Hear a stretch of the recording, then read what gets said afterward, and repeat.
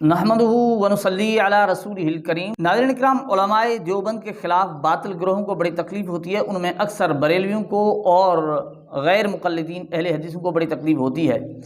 مولانا محمد امین صفدر اوکاڑی صاحب کہتے تھے کہ بریلویوں کو توحید سے تکلیف ہوتی ہے، غیر مقلدین کو تقلید سے تکلیف ہوتی ہے، اور سورۃ الفاتحہ جو ہر نماز میں پڑھی جاتی ہے اس میں اللہ کی حمد و تعریف، اللہ کی توحید ہے اور بعد میں تقلید ہے۔ تو بریلوی توحید کو نہیں مانتے، غیر مقلدین تقلید کو نہیں مانتے۔ ٹھیک اسی طرح کا معاملہ اس وقت بریلویوں کو بڑی تکلیف ہو رہی ہے علماء دیوبند سے، جو مولانا ارشد مدنی نے بیان کیا۔ اس میں کوئی شک نہیں، اس میں بعض ایسی چیزیں ہوں گی جس میں علماء کا علمی اختلاف ہوگا، لیکن بریلویوں کو اتنی تکلیف ہوئی، ان کا کوئی مفتی سلمان اظہری، وہ ان کے بکواسات تو بار بار آ رہی ہوتی ہیں، لیکن ایک دوست نے ایک ویڈیو بھیجی ہے جس میں کسی ایسے بریلوی سے کوئی خاتون انڈیا میں کچھ پوچھ رہی ہے، وہ کیا کہہ رہا ہے، بہت کچھ کہہ رہا ہے۔ وہ ویڈیو آپ کو سنانے سے پہلے ایک واقعہ جو بطور مثال پیش کیا جاتا ہے کہ کوئی گندگی اٹھانے والا جس کا کام گندگی کے ساتھ جو ہر وقت بدبو سونگتا رہتا ہے، وہ کسی عطار کی دکان پر گیا، وہاں خوشبو کو سونگا تو وہ بے ہوش ہو گیا۔ لوگوں نے اسے ہوش میں لانے کی ہر ممکن کوشش کی، لیکن وہ ہوش میں نہیں آ رہا تھا۔ کسی سمجھدار نے کہیں سے بدبو اٹھا کر کسی چیز کے اوپر اس کے ناک کے قریب کر دی، وہ گندگی غلاظت، تو وہ ہوش میں آ گیا۔ تو لوگوں نے پوچھا یہ علاج آپ نے کیسے کیا کہ جس کا تعلق ہر وقت گندگی سے ہو، بدبو سے ہو، اسے خوشبو کی کیا قدر۔ تو آپ یہ ویڈیو سن لیجئے اس بریلوی کی، بعد میں اس پر گفتگو کرتے ہیں۔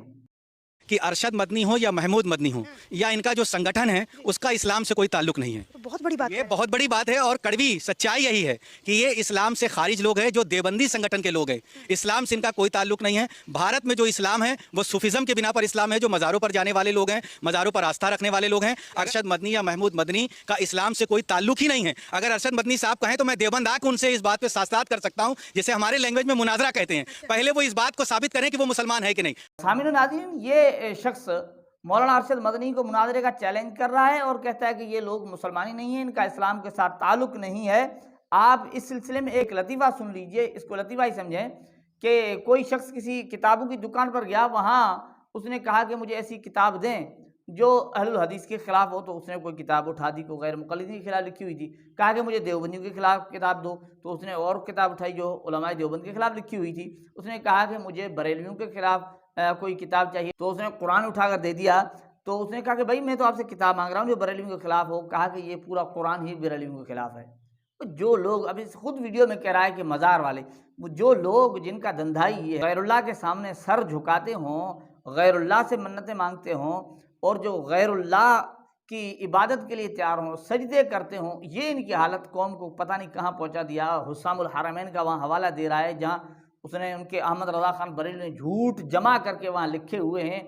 ایسے لوگ بدعات خرافات کثرت سے پائی جاتی ہوں، علیہ اعلان شرک کے مرتکب ہوں، اور وہ مناظروں کا چیلنج دے رہے ہیں۔ اللہ جل جلالہ نے سمجھنے کی توفیق عطا فرمائے۔ السلام علیکم ورحمۃ اللہ وبرکاتہ۔